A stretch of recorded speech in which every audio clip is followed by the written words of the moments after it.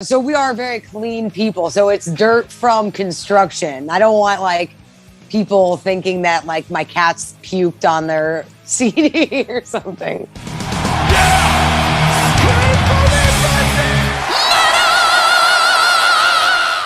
Hey everyone, welcome to the channel. My name is Belgian Jasper. If this is your first time on the channel, hit subscribe right now.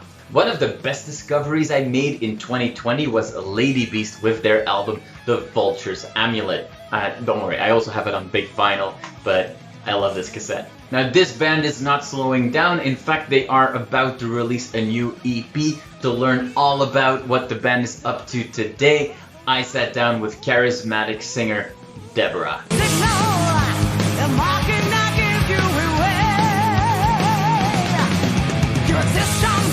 Hey Deb, thank you so much for your time. I really appreciate it. I was looking forward to this conversation. I always like talking to bands that I recently discovered and that I'm personally very much a fan of already. That's really cool for me.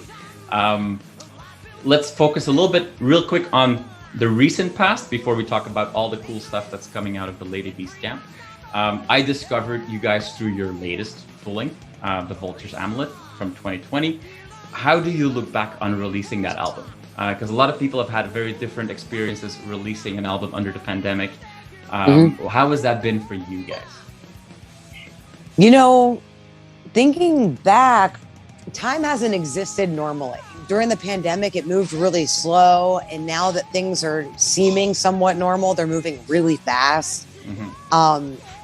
Thinking back to that time, we just got a new bass player and we just were about to put out an album and everything just stopped. Right. No record release show, you know, so not only like was it weird to not have a tour, have that physical interaction with people by playing the album live, we wondered, what are we going to do with all these albums? Like, are people going to buy them? Excuse me. And what was amazing was during that time, we sold out of all the first pressing and repressed it. So it was a test that fans were still there. They were thirsty. They wanted new music. And for a lot of people, I think the new music is what really helped people get through these times.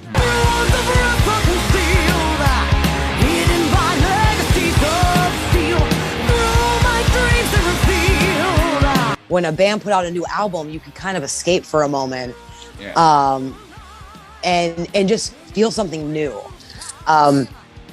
So although it was surreal and totally not normal and not what we wanted, I would say it was successful because metal was still well and good. Well, even though it wasn't live. About a year ago, you guys did a live stream. I've not had the chance to see you guys perform live. I know that you guys play Toronto, where I live, but I unfortunately didn't see you guys play the Heart Lock. Like, yeah, that was like 6 years ago, maybe, or 5 years ago. But from what I can see from recordings, I'd say that you have enough energy to fill an empty stadium. How weird was that for you to play these new songs with a new lineup, with just an empty space in front of you? It was strange, but honestly, music is like therapy. And although there was no one there, just playing the songs in that atmosphere where we're show ready, the lights are on, the stage is there, it really brought that energy. Half of the time, like I kind of black out anyways and never remember the set. Just because I'm just so in it. Even at practice, I'm bouncing off the walls, headbanging in the corner, like.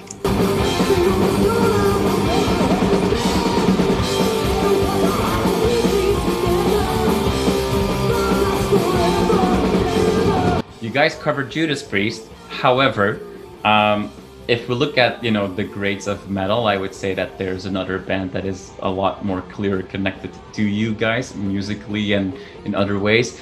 It's the band of which you have a poster in your headquarters, Iron Maiden. I think you've got the Wicker Man poster, which, an amazing Oh, I'm not. Oh, in our practice space, room. yes. I was like, what is behind me right now? Just a lot of Frank Frazetta.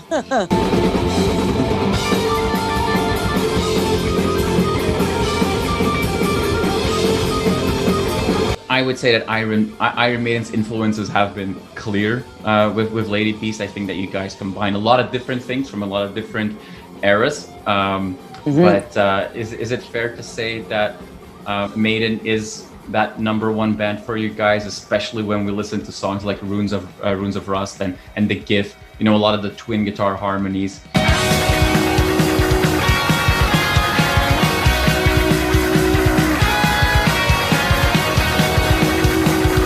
Early 80s Maiden sounds like something you guys play a lot. If there was a top 5 bands that everyone could definitely agree on, Maiden would be in the top 2.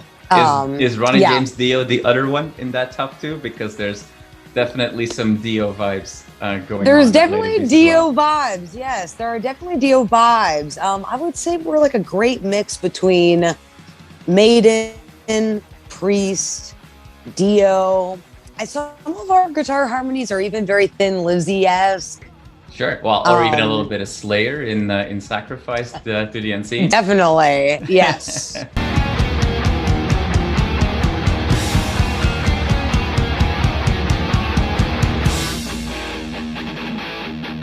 Yeah, it's really cool when all of the members actually like all the same bands.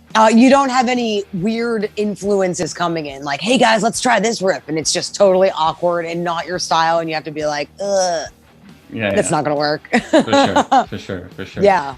So, I mean, one of the reasons that we're talking today, you know, it's Wednesday when we're talking, and 2 days later on Friday, not only will you guys play your first show after COVID again, a new video is also going to be released, and all of that, you know, to start the support for your new EP.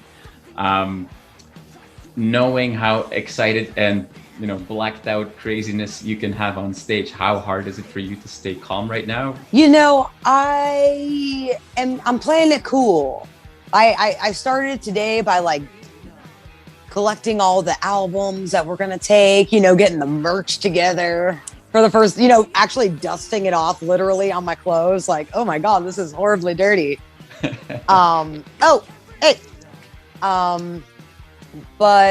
getting the coolers out, you know, just trying to prepare. I have my clothes like folded and like.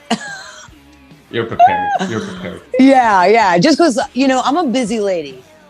And I like to prevent stress. So that means you prepare. Exactly. And it's a lesson that like is like priceless. Yeah. So I do not feel stressed at all. I am ready. I am not overly excited because I just want to be on the stage. But once that part happens, it's just going to be on. My arms open wide.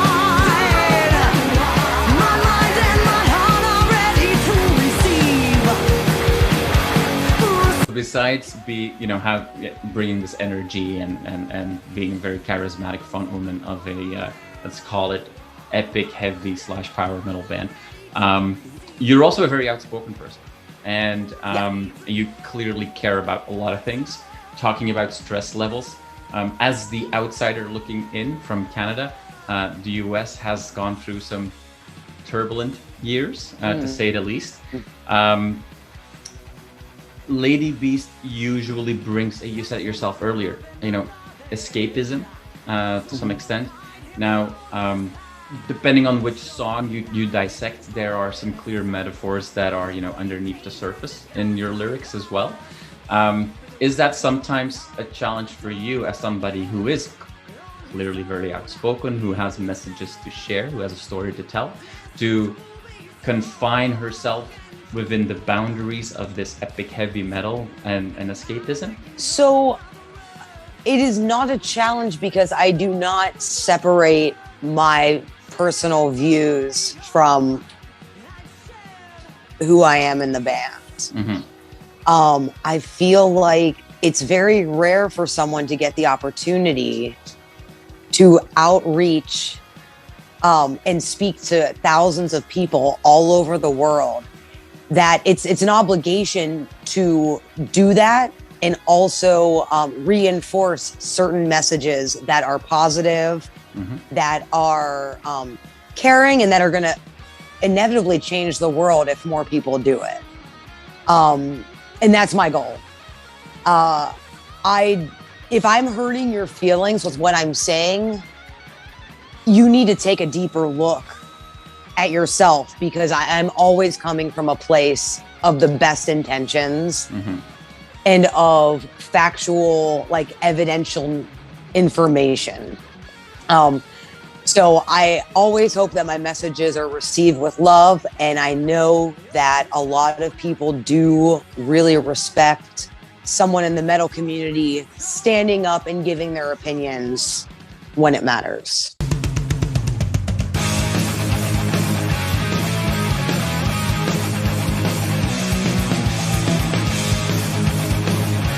Take, for example, the song Reaper, which is the song for the video that you had mentioned earlier. It's totally inspired by the ignorant, inhumane behaviors of humankind. But it's just shadowed, so, people can't tell if they don't know. But yeah, it was coming from a place of anger, of seeing people just being so greedy, so selfish, so just not willing to help each other. And I guess that's just everything on the I'm just about human welfare, and connection. So that was kind of like my angry vent session about how all those people are just going to go to hell.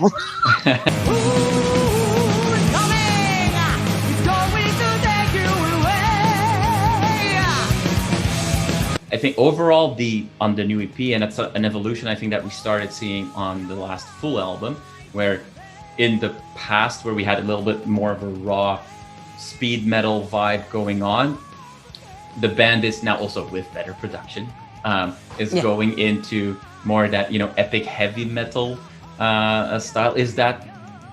Do you agree with that? Is that something that the band, consciously wanted to do, or is that just something that kind of evolved with the new members in the band?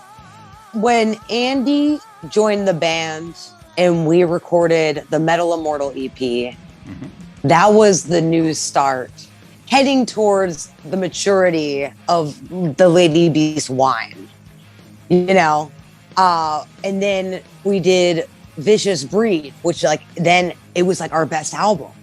Then we go to Vulture's Amulet, and it's better.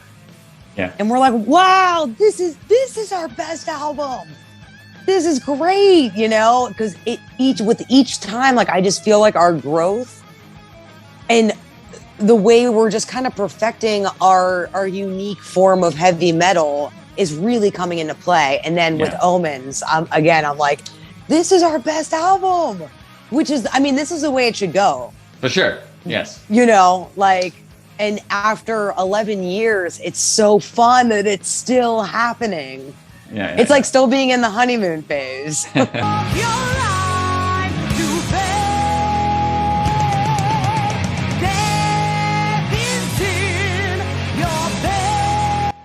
This video will come out after you've done your first show, but you've already seen that show many times in your head, so you know how it's going to go down, and you'll know that everything is going to go perfect. Awesome. So after this first show, in the next few weeks, months, besides watching the new video for Reaper and besides picking up, that copy of Omens, what else do the fans need to keep their eyes open for? Fans in Indianapolis, keep your eyes open for us, because we're coming August 14th. There's a festival called Heavy Hellfest 2. It's the second year. Our friend Dustin and Black Circle Brewery put it on. Their venue is amazing. We've played there a couple times before. There's super awesome bands. and we're playing with some friends. We Bible of the Devil's playing. We played with them like probably 10 years ago, so that'll be fun. And some of our other friends in other bands. So yeah, it'll be like our first festival. It's outdoors, so that feels good too. Because I don't know, I'm still weird about going in places a little bit. For sure. Like, I haven't been to an indoor show yet. I've gone to a restaurant one time since February of 2020. It was okay. It was cool. But yeah, I'm just in no rush to get back to that old life because I found like a new Deb during this whole thing where I'm like, whoa, I love reading and I love plants and I don't want to go to the bar, you know?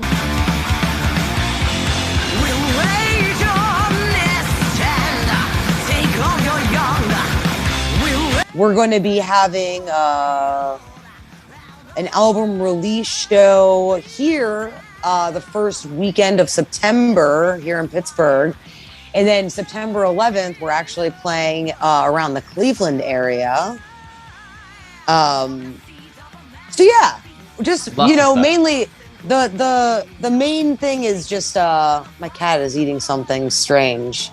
The main thing is just stay focused on our Instagram and on our Facebook.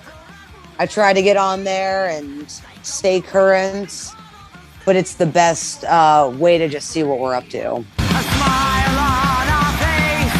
We are the vicious race. A rotten collective, chaos objective. Strength in numbers, we're heinous monsters. Well, hey, Deb, thank you so much for your time today. I wish you an amazing show on Friday and an amazing launch or release of the video, and then a little bit later down the line, a great release party for the new EP. And yeah, I can't wait to see you guys perform all this music live. And yeah, super excited to hear all this new music. Thank you so much. This has been really great, and meeting you is awesome. And keep up the great work. Your videos are amazing, and it's truly like helpful isn't the right word, but like it means a lot. Well, it really means a lot. It means a lot to the bands, and it also means a lot to like music lovers. So thank you so much.